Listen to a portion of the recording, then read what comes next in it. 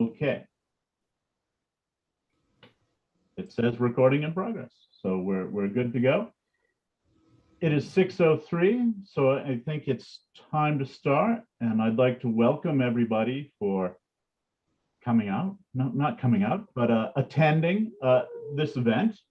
And I welcome Professor David Zimmerman and for doing a presentation tonight. And this is a presentation of the Border Historical Society here in Eastport, Maine. We promote all sorts of historical events, including this Zoom series.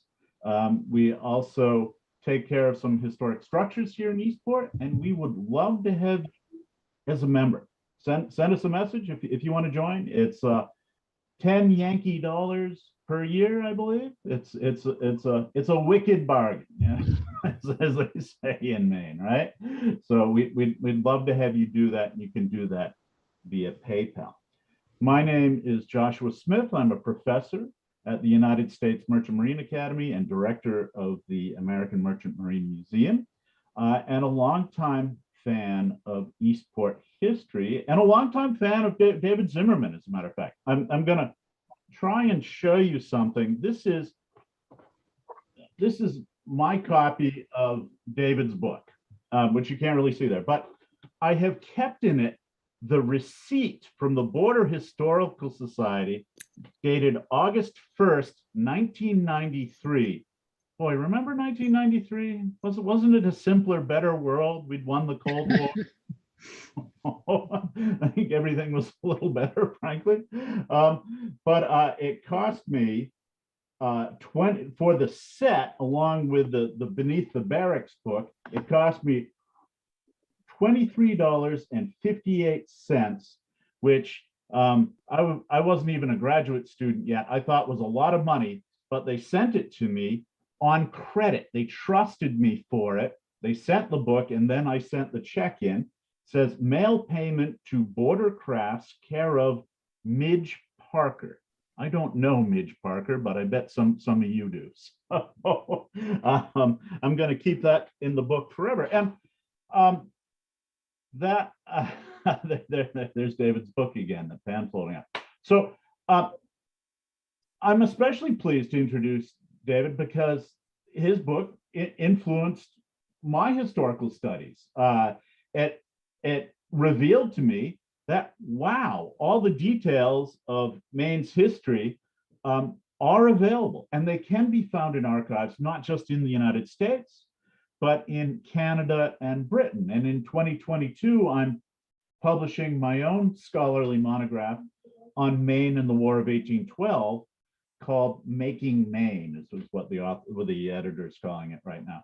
So David, thank you for putting me on that 30-year trail to publishing this book. And yeah, you owe me about $20,000.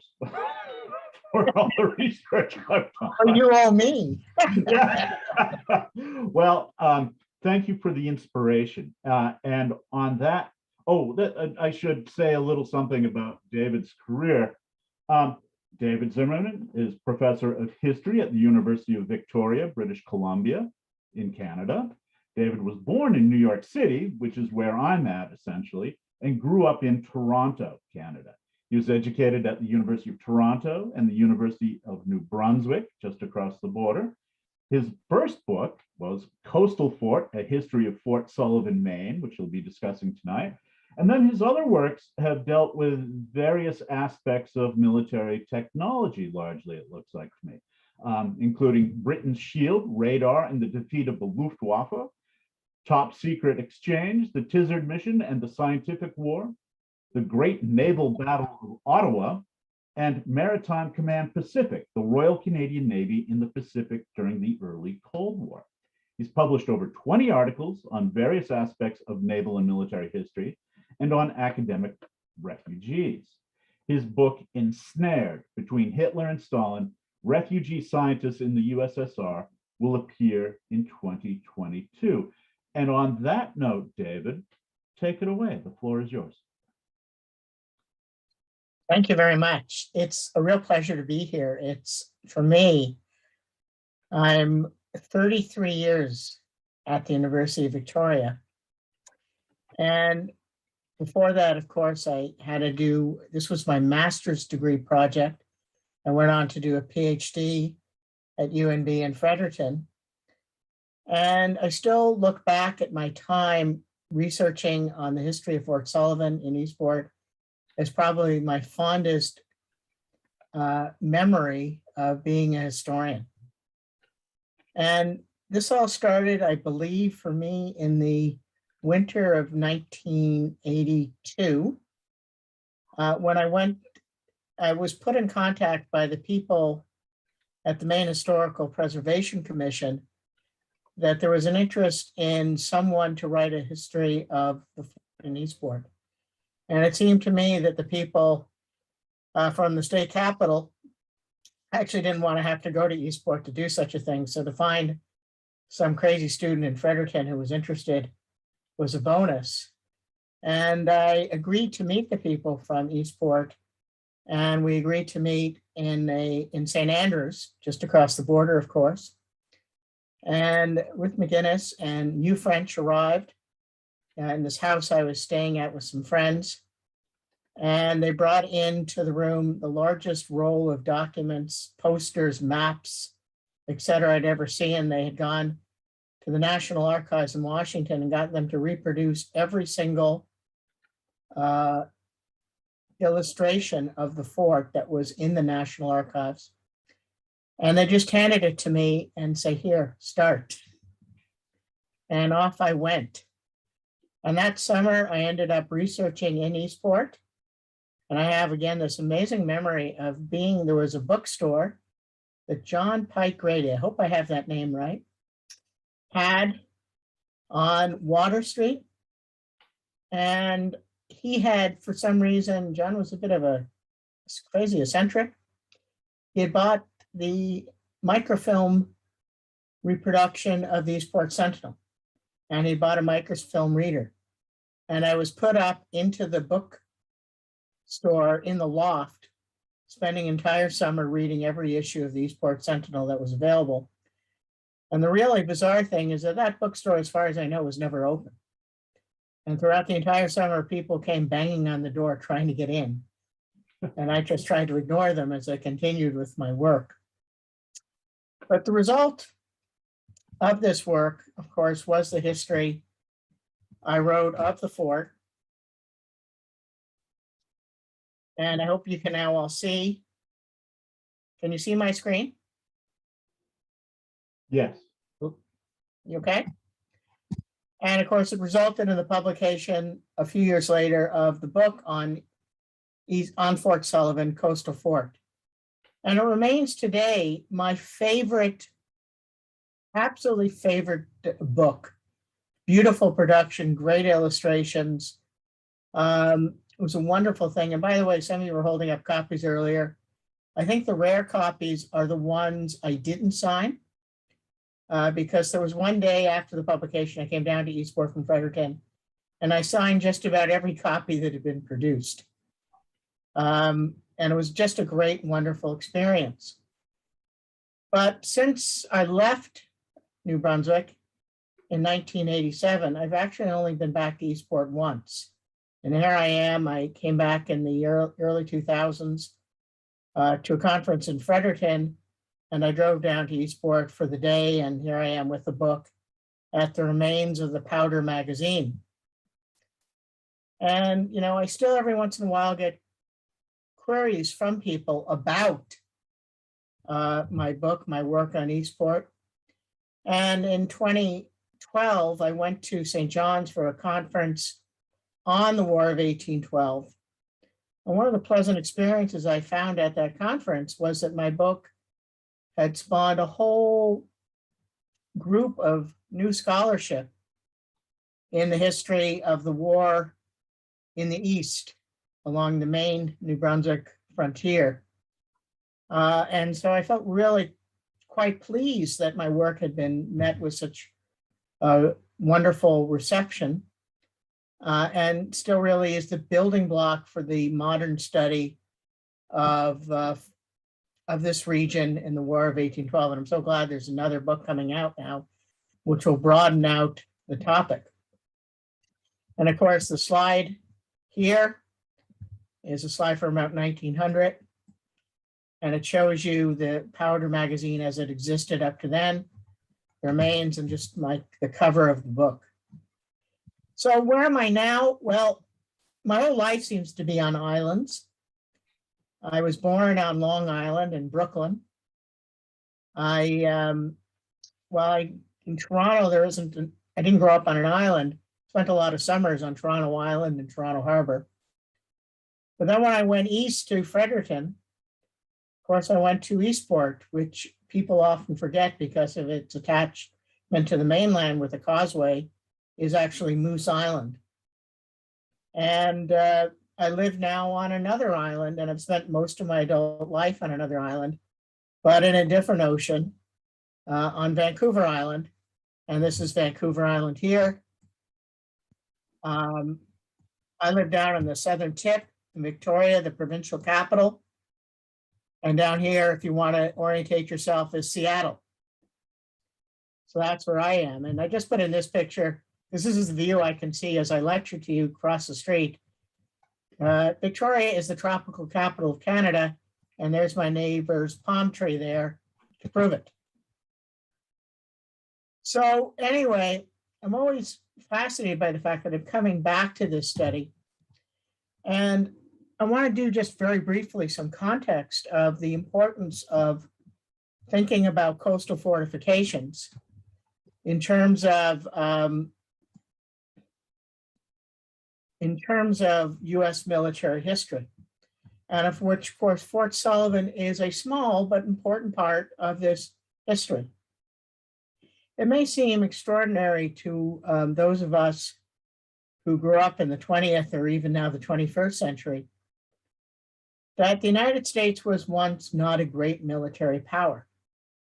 And in fact, the founding fathers of the country actually feared the existence of a large permanent army.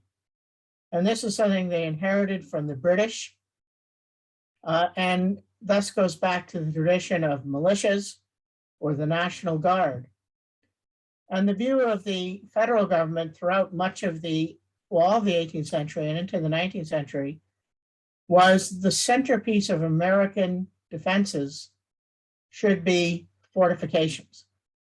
And the fortifications ranged from the very small and militarily insignificant, such as Fort Sullivan in Eastport. Here's a profile of the original fort from 1820 showing the blockhouse. And here's an overhead view done very well, showing the gun battery down into the ocean up here.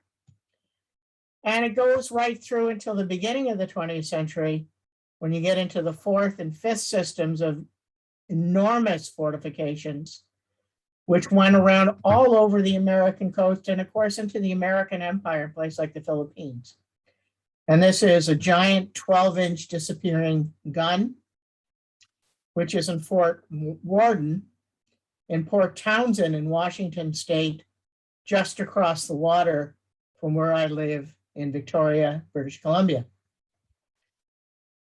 So the fort itself is really a part of American history. It's a crucial center part of American military history in the 19th century.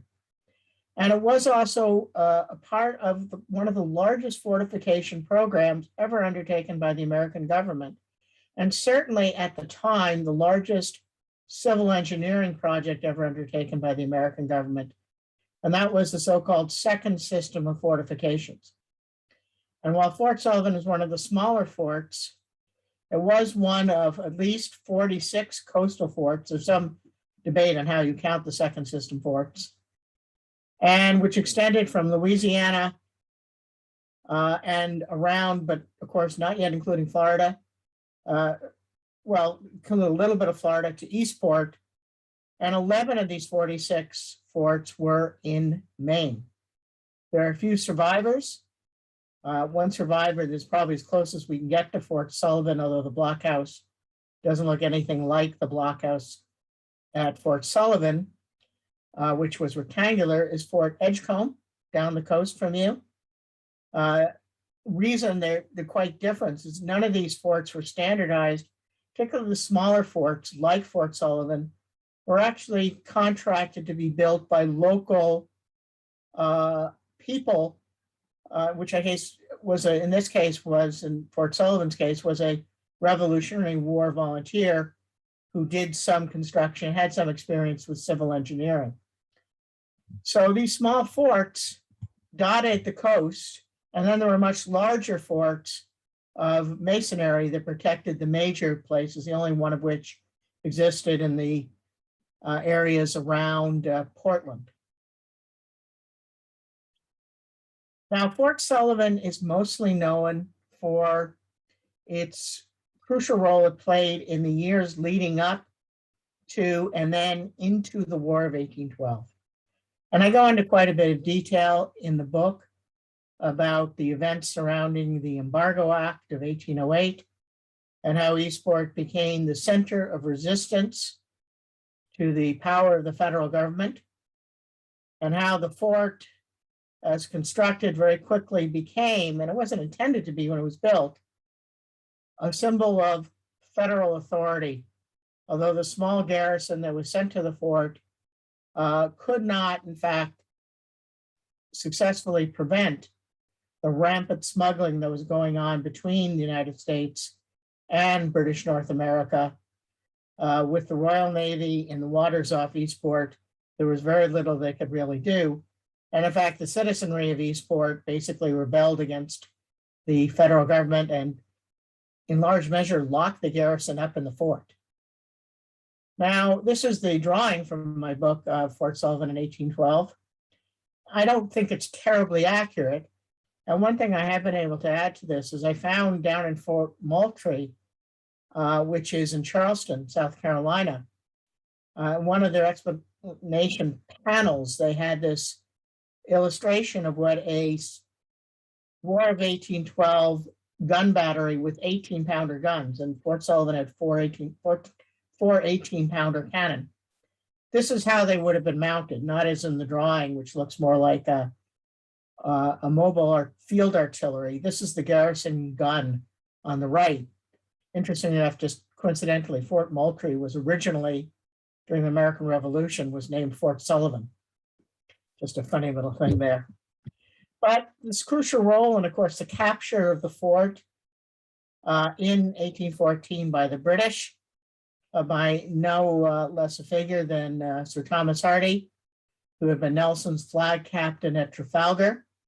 The overwhelming might of the British Army, which included an entire regiment of foot, plus artillery and engineers, plus the Marines on board the British ships, simply overwhelmed the tiny garrison at the fort.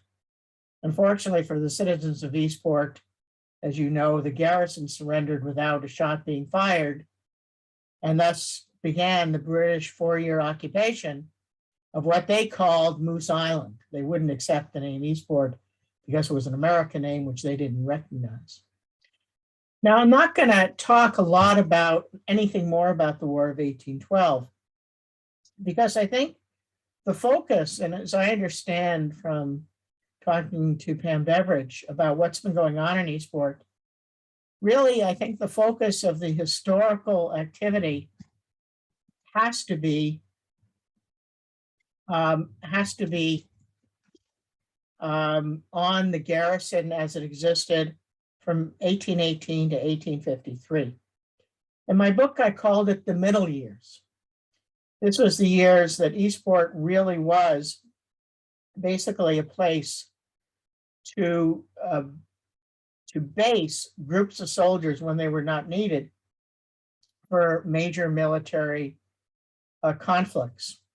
And in this period, between the War of 1812 and the American Civil War, Fort Sullivan was usually housed between one or two companies of artillery.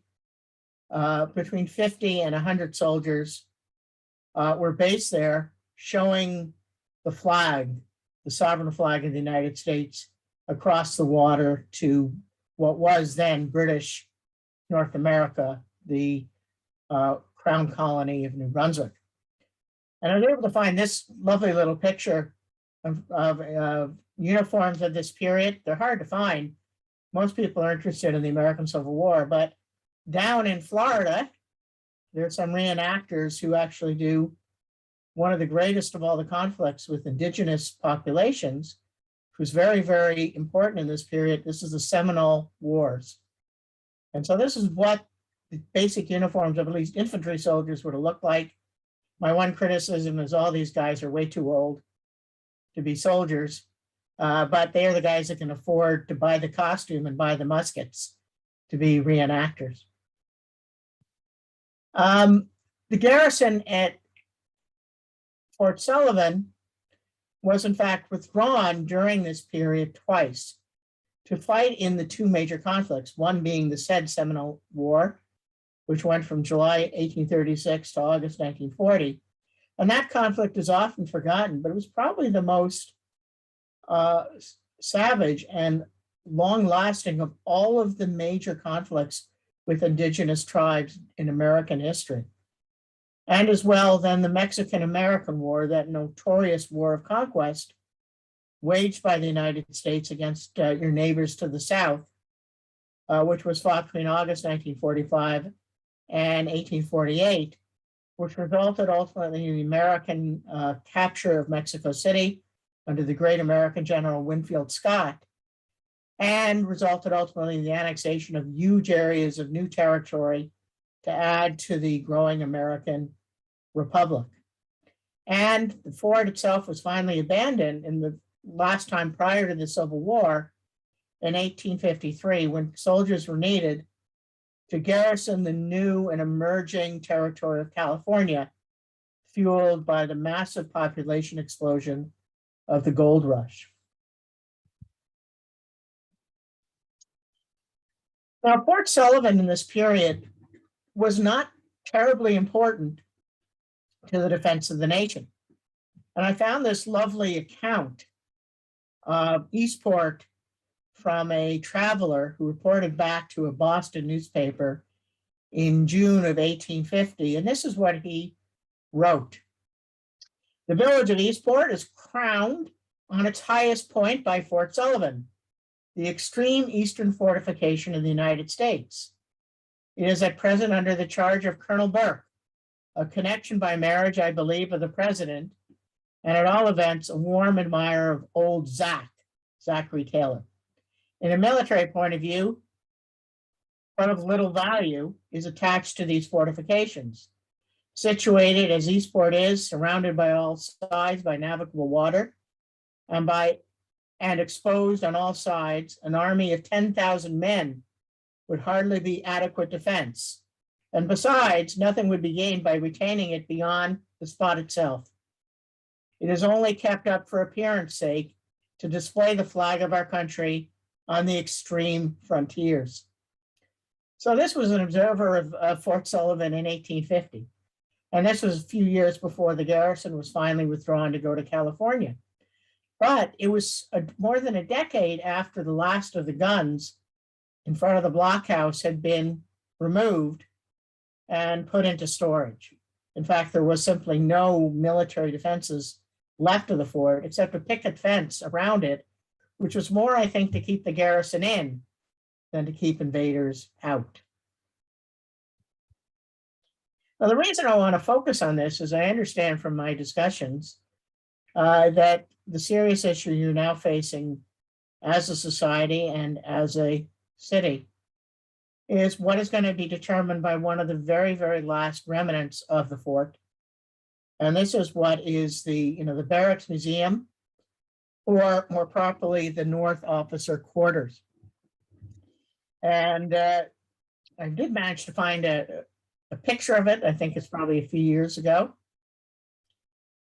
And it was built originally, this structure was built in 1822 by John Kelly, who was the camp's settler. And settler was basically the merchant. He sold goods to soldiers that weren't provided by the army things like tobacco, extra alcohol if he was allowed, clothing, blankets, etc. And the building was purchased from Kelly by the Army in 1827. I suspect Kelly was probably quite happy to sell because the garrison was so small by 1827, he couldn't have made much of a business selling to the soldiers on the post.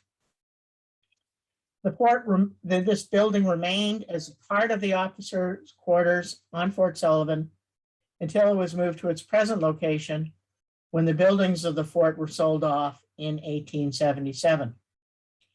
And I think the real significance of this building, and it is, I believe, immensely historically important, is that it represents a typical military structure of the period between the War of 1812 and the Civil War. And this is why I'm focusing my talk on the importance of this structure and in the antebellum period, as American historians tend to call this period. This is what the buildings look like when they're up on the fort. This is a diagram, which is from the book, of the quarters from 1840. It's one of the earliest views we have of what things appeared up on the fort. And this is the commanding officers. Just give me 1 second. I'm just going to change my ink color here and my pointer so it's more visible. This is the commanding officer's house as originally built. It was heavily modified after 1840. Quite a beautiful building in its later years. And then there are actually 3 officer quarters buildings, of which the one that survived was here.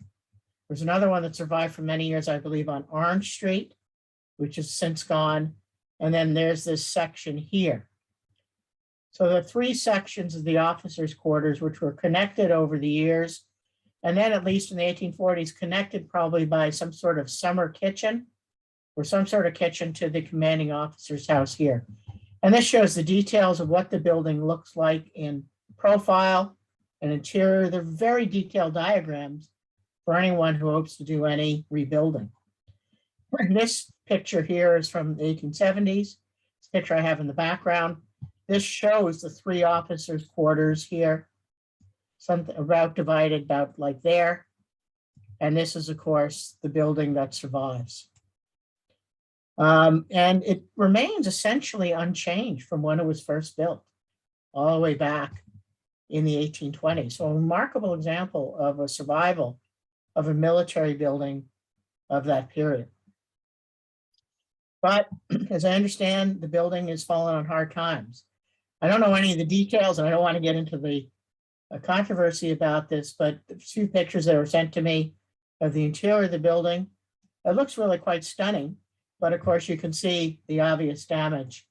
And I know you folks are trying to raise funds to save the building and to repurpose it in the future. I hope that you are successful because this building is so important.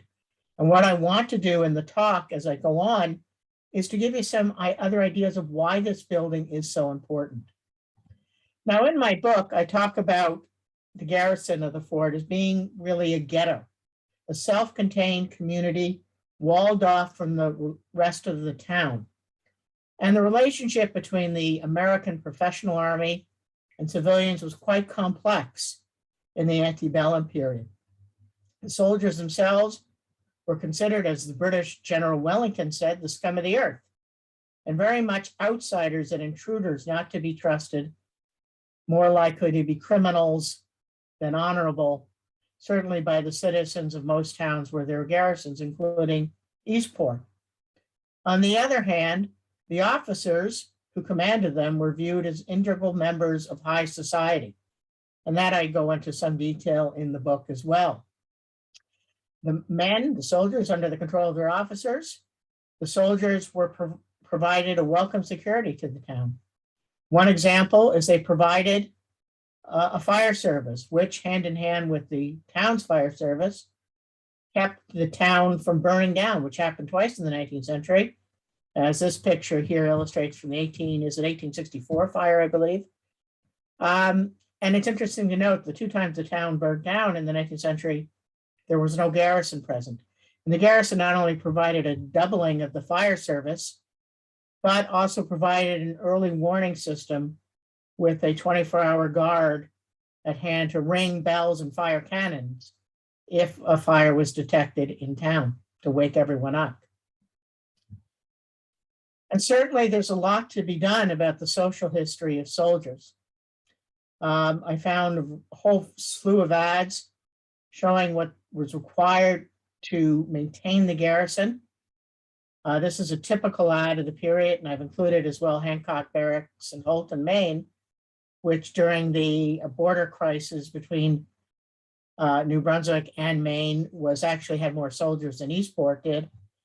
But typically in the period between the wars, the garrison at Fort Sullivan needed 60 barrels of Boston No. 1 pork, 125 barrels of fresh superfine flour, 55 bushels of good sound beans, et cetera, et cetera. And so one of the things about this, the fort was also part of the economy of this community. And everything that was spent at the fort, the vast majority of it was supplied by local merchants. But again, the soldiers were viewed with suspicion.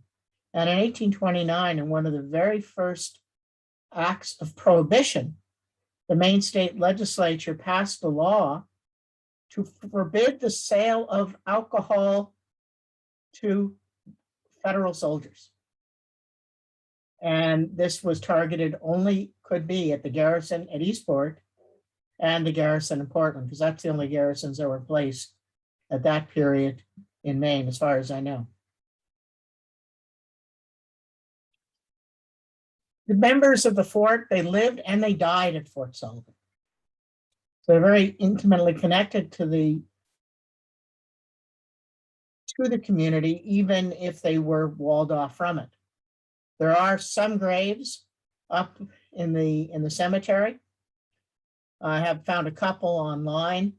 This is Private Michael Kennedy who died on the 2nd of February 1853 here.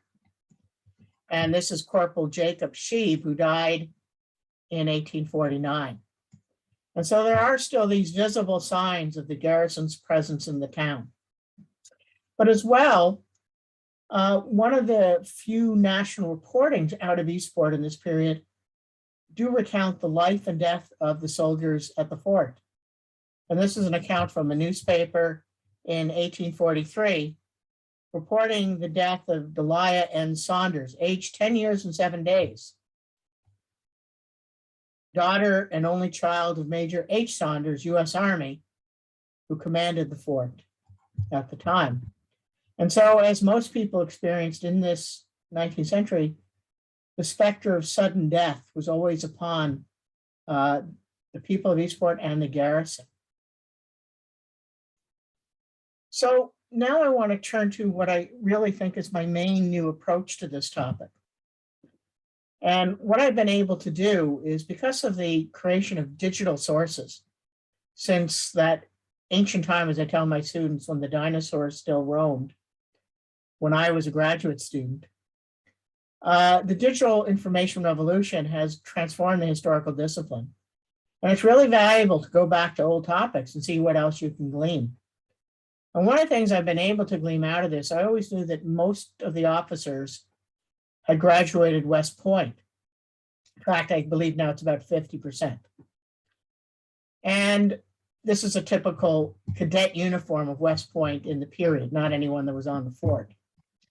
And one of the things is, because most West Point graduates have left some historical footprint, which is now captured digitally, I've been able to track the lives of many of the soldiers, many of the officers that lived on the fort and possibly lived in the barracks.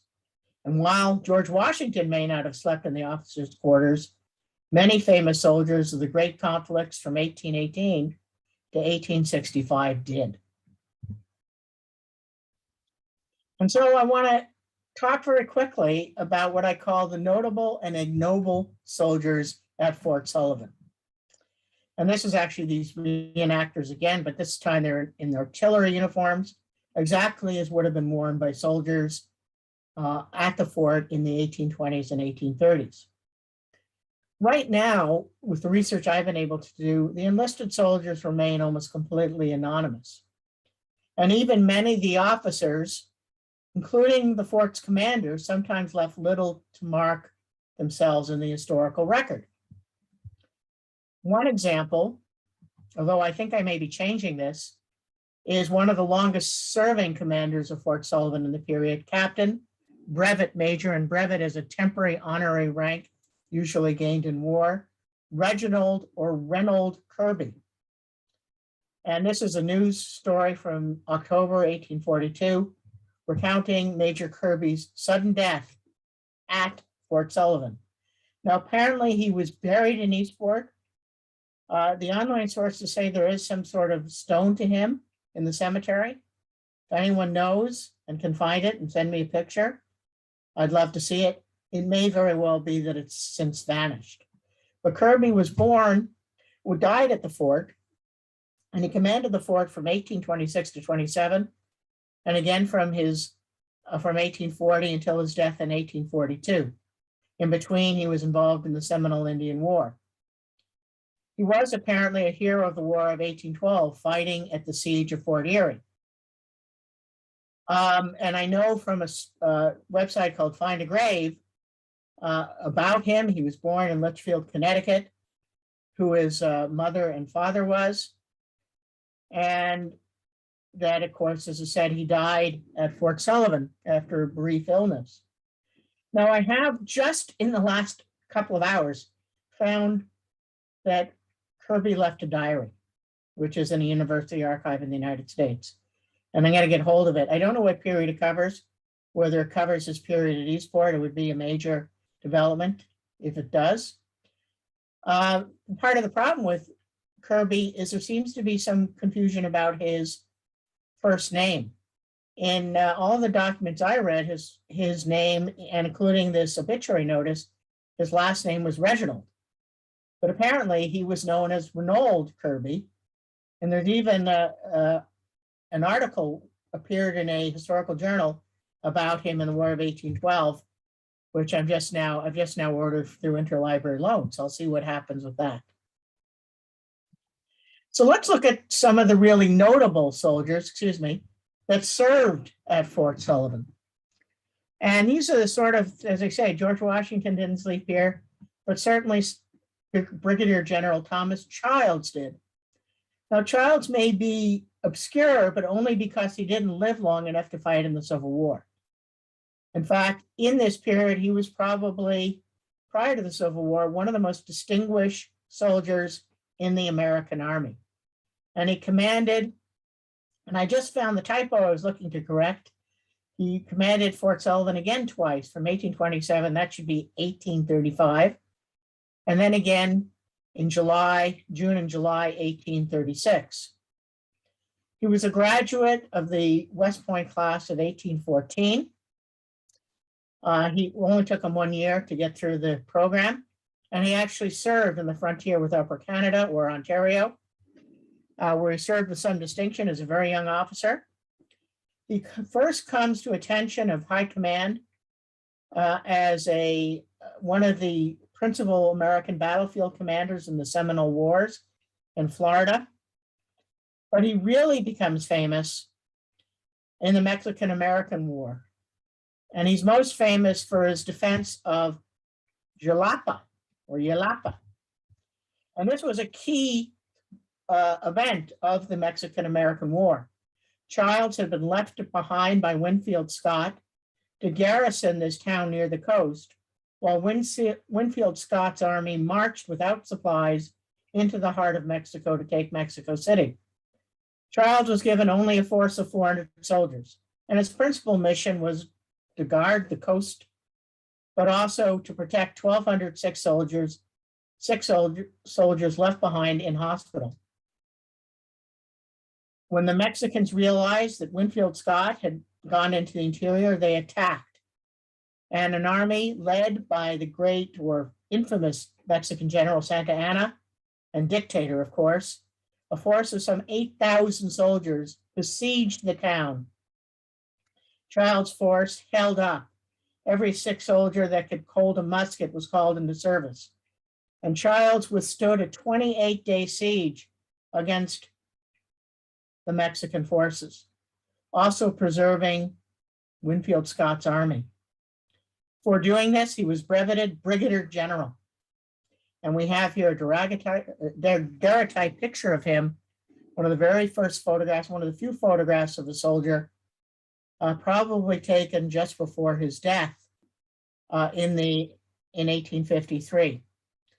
He died when he was sent back to Florida to serve in a coastal fortification. He died of yellow fever, the fate of so many soldiers who served in Florida in the 19th century. Another notable soldier who served at Eastport in Fort Sullivan, and I love these 19th century names, Major General Napoleon Buford. He was in the class of 1827 at West Point, and he served for 4 years, or almost 5 years, in the garrison at Fort Sullivan. He resigned from the Army after leaving Eastport and became a successful businessman. That was, by the way, very common, particularly for West Point graduates from the North. They found they could make much, much more money in civilian life and business or in engineering than they could in the Army. But he rejoined the Army in 1861, where he led troops in the Western Theater, including the famous Battle of Island Number 10, a great Confederate fortress. And he fought in the Siege of Corinth, and finally the Great Siege of Vicksburg. For his service, he was made a brevet Major General for his work in the Civil War. Perhaps the most important Civil War general, at least from the Union side, to have served in Eastport, is this man, George Greene. He's a fascinating character. His life spans virtually the entire 19th century, dying at the age of 98. He was second in his class of 1823 at West Point. He, in fact, was so well regarded academically, he stayed behind to teach at West Point, and amongst his students was no less than Robert E. Lee. In 1833, Greene was assigned to Fort Sullivan, where he moved with his wife and 3 children. But unfortunately, shortly after arrival, within a space of 7 months, all 3 of his children and his wife succumbed to illness. One source says it was tuberculosis. I'm not sure what the evidence is for that, but certainly he ended up being a widower, but also having to bury all of his children. The result of this personal disaster was that Greene left the Army and became a prominent civil engineer, building railways, sewer systems, water systems throughout the United States. And he became one of the 12 founders of the American Society of Civil Engineers and Architects. Greene remarried after he left the Army and had 6 more children. So he did ultimately have a second family, a not uncommon phenomena for men in the 19th century when so many women succumbed, particularly to childbirth. Greene rejoined the Army in 1861 at the ripe old age of 60. He was one of the oldest generals in the Union Army when he rejoined. And he served with great distinction in that conflict. He led brigades and divisions in numerous battles, including Cedar Mountain, Antietam, and Fredericksburg.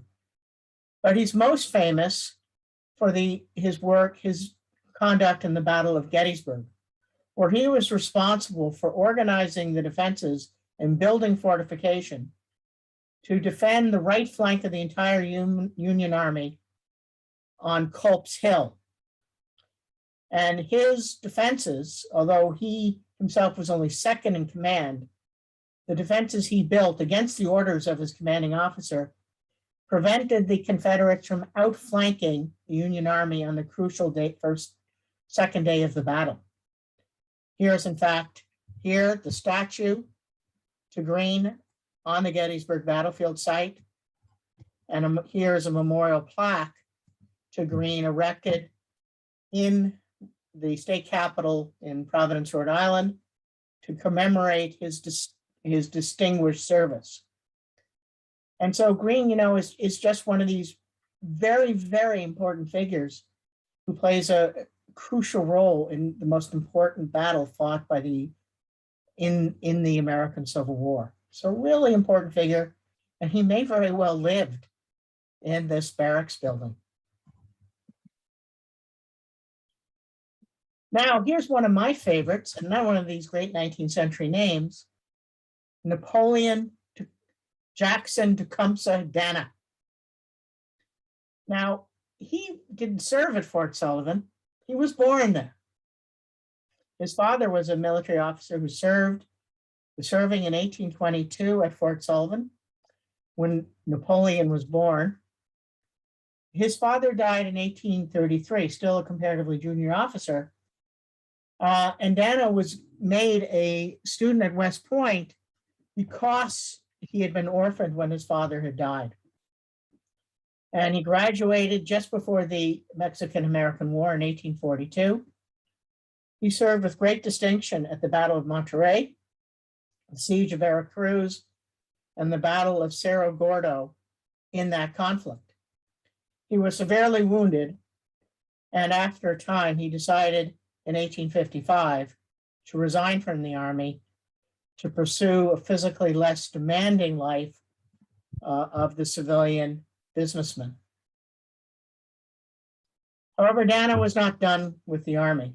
He rejoined the Union forces in 1861 and saw numerous actions. In fact, he was severely wounded at Antietam, and he later, after recovering from his wounds, played a prominent role in taking of the Texas Gulf Coast. And this is an article here about Dana's appointment as Major General in 1863. Now, unfortunately, the Eastport Sentinel hasn't been digitalized, so I wasn't able to get back into it. It was probably in the Sentinel, the same announcement. Well, what this announces is Dana's appointment as being another Maine Major General because of his birth at Eastport. So again, a very important figure with close ties to this building, which you're trying to preserve. Well, I'm afraid they can't all be good. There is one certainly notorious person who lived at Fort Sullivan, and this man here, Brigadier General John Winder. He was with the West Point class of 1820. And he was actually the commander of Fort Sullivan briefly from 1842 to 1843. So he probably didn't live in the barracks building itself, but in the commanding officer's house, which no longer survives. He had distinguished service, if you can call it that, in the Mexican War, including a leading role in the storming of, now I'm going to get this wrong, Chapultepec on September 13th, 1847. This was the Mexican Military Academy, where a group of cadets, very young men, some as young as 15, tried to prevent the Americans from taking their school. And Winder played a prominent role in the storming of the school, which including the bayoneting to death of many of these young cadets. And today in Mexico, this is remembered as a heroic,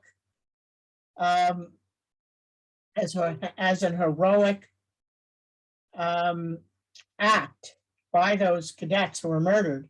And they are referred to as the Niños Heroes. My wife's going to kill me, who speaks Spanish fluently, for that pronunciation. He was also at the capture of Mexico City. In 1861, Winder was one of the first federal officers to resign from the Union Army, and he very quickly joins the Confederacy. He was a Southerner by birth. He became one of the most notorious Confederate officers. So not only did he do a notorious act in the Mexican-American War, but he became notorious, at least from the Union perspective, in the Civil War. He was made responsible for internal security, particularly around the Confederate capital of Richmond, but he later commanded all the POW camps, prisoner of war camps, including the notorious Andersonville camp. In fact, Winder is a character in the great novel that appeared, I believe, in the 1960s called Andersonville. And he's considered to be one of the people that truly took great delight of allowing Union prisoners to die. And while there's some people defended Winder, saying that in fact he did his best in a time when there was very little food in the Confederacy, he is said to have boasted, according to one eyewitness, that he was killing off more Yankees than 20 regiments in Lee's army, as if it was something to be proud of. So John Winder, again, his association with Eastport. So this is just the brief list of people I found, which I think are people you might want to think about recognizing if you do get to rebuild the officers' quarters. Because these people lived here, they served the US faithfully and well, although we can argue about Winder. And certainly, people are correcting my pronunciation. I can see in the chat, thank you. I needed that. But, we have to remember that if this building goes, with the exception of what's left of the British powder magazine, there won't be much left. Let me read you from an account I found, again, of another visitor from Eastport in the years after the fort was abandoned by the US Army in 1874. Eastport reposes in peaceful loveliness on the waters of Passamaquoddy Bay and is in itself the beau ideal of a primitive New England seaport, which nevertheless affords very pleasant and cultivated society. The streets, with their cool avenues of branching elms, climbs gently from the water's edge, most of the houses in the upper part of the town standing detached, embowered in greenery. Fort Sullivan still keeps watch and ward over the now peaceful scene, but stands dismantled of its warlike panoply. The unlimbered guns and tenantless barracks, speaking of the days as gone by, when it may be, an enemy fleet came yonder round the hill, and the rushing battle bolt sang from the three-decker out of the foam. Definitely bad poetry, but I needed to quote that completely. So finally, to my last slide. I think if the officer quarters is not preserved, it'll be the end really of this incredible connection to Eastport's past. And I want to read you from one last newspaper account. This is from the Bangor Daily Whig and Courier, February 21st, 1877. And it reads thusly: "The old blockhouse of Fort Sullivan is no more. One of the oldest landmarks that Eastport had has been leveled to the ground. As it was no particular ornament and of no earthly use at present, it is perhaps as well that it should come down. The old blockhouse was probably the first building erected on Fort Sullivan. As near as we can learn, it was built about 1807. Most of the timber taken from it is as sound as when put there and will be used for building purposes. The building was used as a guardhouse by the regiment or by the regular troops, and doubtless many of them were familiar with every nook and corner of it. The portholes or rifle holes on the sides of the building were more suggestive of a stronghold for repelling Indian attacks than for any other use." And so even back in 1877, there's this feeling, that we're losing something as these buildings are torn down. And now we're really at the end of that. And I really hope that that this building can be saved and repurposed. I'm not going to try to suggest to you what you should do with it, but I hope in my talk, I've now given you some suggestion of how you can think about this building and its historical significance, not perhaps as a remnant of the War of 1812, which it is not, but as a remnant of the antebellum United States Army, and to think about all those people who lived there and died there, and in some cases were also born there. Thank you very much. Wow.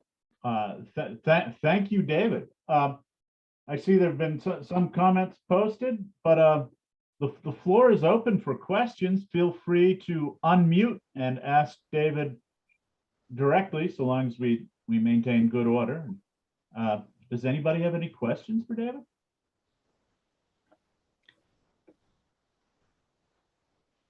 Well, I don't know what the Postmaster General is called in Canada, but David delivers.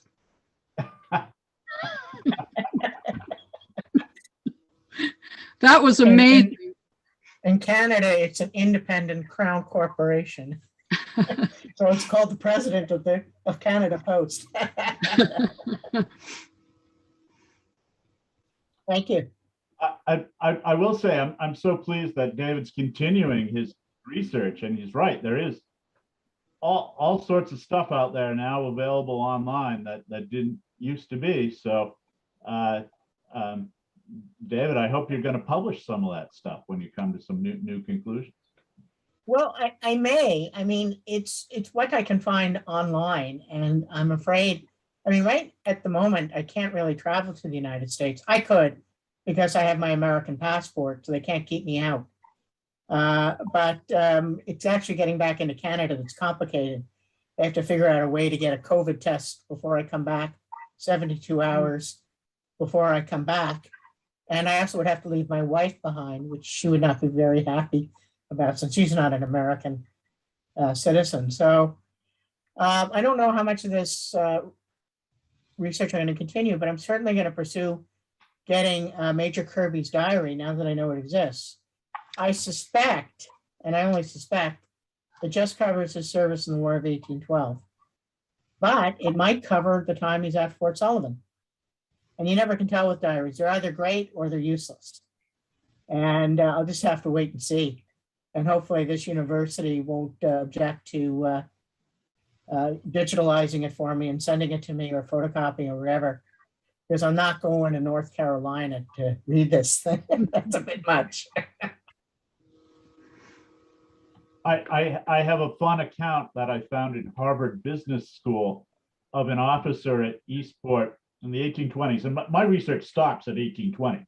Boom, right? And it goes no further. So I'll try and send that to you. He apparently was an officer at Fort Sullivan, and he ran away with a young lady of ill repute. And were quite scandalized. When was this? Oh, I want to say 1820s, but I'm sure I can find your email, and I'll send that reference to you.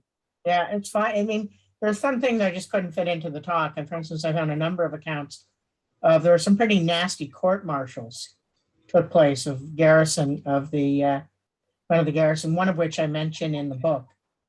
Someone asked me the name I see here in the chat of Dana's father, the officer. It's in the book. I don't know if it's on my.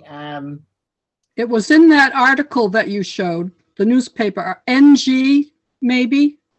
Initial NG. Captain NG Dana, but his full name is in the, I believe is in the book, I believe.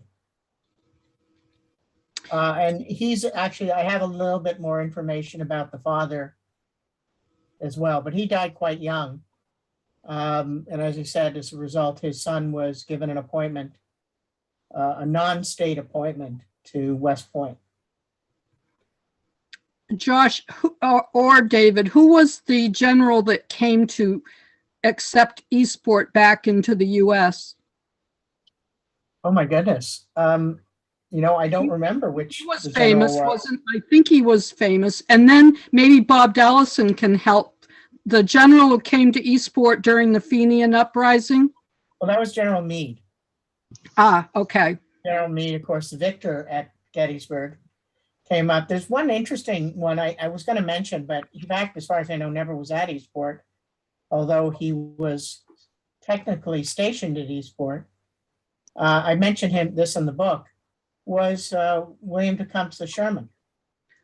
Wow. And Sherman was attached to the garrison, but he was then seconded back to Washington Army headquarters. And as far as I know, he was never at Fort Sullivan. After the Civil War, it was his orders that shut the fort down. So, an interesting little connection there. But then again, they closed a lot of obsolete posts in that period. It's a very difficult, and as you know, even to this day, politically difficult thing to close military posts. And they develop all sorts of apolitical ways. But it's the same in Canada to close a big provider to the economy. And in your case, you of course have the whole veterans medical system as well, which is a big issue for people. We don't have the same thing in Canada, but shutting down obsolete posts. In many ways, you could say that Fort Sullivan should have been shut down in 1818, the day it was handed back over. But it lingered on and continued on. And again, what I say and talk about in the book of the importance of these officers to Eastport society, something to really think about. And I was reading the first account of fireworks in Eastport were done by these artillerymen who had, of course, the technical knowledge to launch fireworks. And that was a 4th of July tradition that they started. The 4th of July became a major holiday in the United States only in the years after the War of 1812.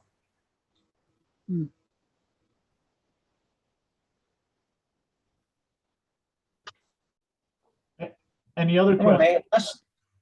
Go ahead.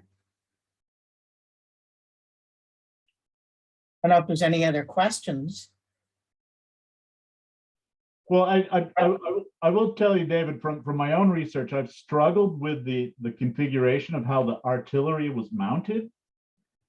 Yeah. And I messed up with, I did a little book on Fort Edgecombe, and I assumed it was going to be mounted in the way that you pictured with the fort down south.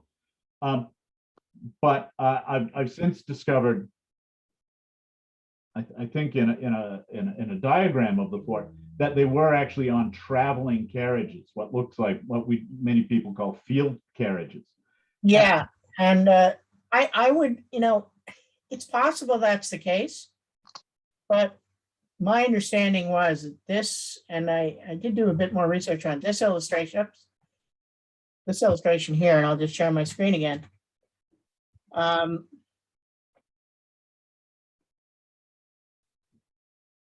This illustration is, in fact, what it's most likely to have been. It's possible they were just using their guns. The problem was field guns of the period weren't 18-pounders. And we know that 18-pounders were at the fort. And I don't know that they had the standard artillery, limbers for guns as big as 18-pounders. That was a coast artillery piece, and it would have mounted on these sliding gun mounts, to help absorb the recoil from such large guns. There would have been ropes attached back up to the wall. I've got diagrams drawn at the time of Fort, not Fort Preble, but Fort Scammell in Portland Harbor, and I think of Fort Sullivan as well. And they weren't called field carriages; they were called. Aubrey's doing field hockey. And Aubrey's doing field hockey. Somebody's mic is on, I think. Yeah, somebody's mic is on. But anyways, so these. I think he'd like that. The battery at Fort Sullivan was actually. Get to go around hitting people, basically. Amanda, I think you need to mute. Okay. So the battery at Fort Sullivan was not very well constructed, and when they did fire the cannons, there are accounts from the War of 1812 where these terrible traveling carriages bounced right off the platform, and we know that because it crushed a soldier's leg, and he applied for a pension. And I'd be interested to see that. And, you know, I'm not going to disagree with you. As I say, in those early days in my research, I didn't come across that.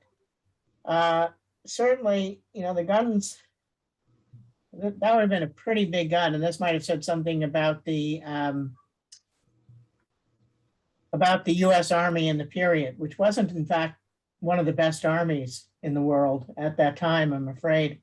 And particularly when you look at its performance in the War of 1812, I mean, eventually it got better, but the defeats that Britain faced through much of, the American army encountered in places like Detroit, Queenston Heights, etc., early on in the conflict, were pretty indicative of the fact that the U.S. Army really wasn't a professional force.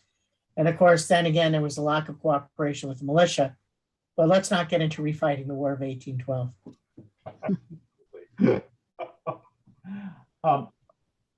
I've talked too much. Does anybody else have anything to add? Maybe Bob up there in Fredericton? He's got to unmute. Am I correct in thinking the infamous Union general by the name of Hooker also served in Eastport? It could be. I'm trying to remember if Fightin' Joe met my list. I had a few other generals that I took out of the presentation. I don't think Hooker was one of the ones I picked up on, but I'll take a look and see. His signature appears in one of the documents dealing with the garrison there. It could be. It could be Joe Hooker, one of the less capable Union generals. Well, Jefferson Davis spent time in Maine. He helped on the baseline. Yes. And he might have stopped off at Fort Sullivan. He might have. I have no evidence, but I have to go and look at, right now, there now is available online through Ancestry.com for all the monthly return of the fort. And unfortunately, I really didn't have time to read them because it's in handwriting. It takes a long time to work it out. So I want to look at those again, and maybe I'll get a more extensive list of the officers that served at Fort Sullivan. I did appreciate your genealogical tidbits. Well, I just think it's fascinating because we tend to forget that these were real people that lived up there, and that, as I say, if you folks can't preserve this officer quarters, you're losing this really important historical connection to this period. And that would be a real tragedy. And I think it's something that should be on, if it's not, on some sort of National Historic Register. I don't know if there's any funds It is on the available. National Register. Is it? Yeah. Is there no funds available through Washington? That is not the guarantee of help that it's more prestige than anything. Well, it would be a real tragedy because you've lost pretty much everything else. Yeah. I don't know what happened to the artifacts that we excavated during the 2 digs. I don't know if they remained in Eastport because I wasn't actually, although I pretty much ran the digs, I wasn't allowed to be in charge of the dig. And I didn't, of course, do the write-up of the material. But we certainly found some interesting artifacts of that period. Buttons, plates, etc. I think that they all went to the Maine Historic Preservation Commission, but I'm not sure. Neil DePauli, if he's around, I heard that he worked for the Maine Historic Preservation Commission. He might know. But certainly, there's some, again, other important links for that building to this period when it was in service.